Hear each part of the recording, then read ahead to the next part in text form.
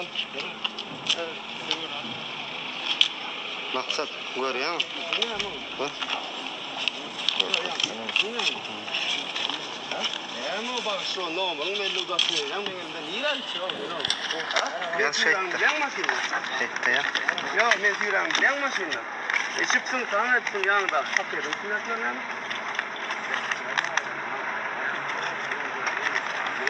Canım olsun. Ne kadar yok. Bak geliyor ne diyeyim ya. Ya şunu bu da ne tip geliyor ne olmuş. Şey ya ben şu takmak var mı? Çıkın direkt bu takmaklar mı? Evet. Nerede kan durma ama bari yorar mısın? Ana birden işgal ana maslar olur öyle. Ne ne ha? Yani ya falan ne? İşte hadi böyle ne var öyle ne oldu sen? No, no.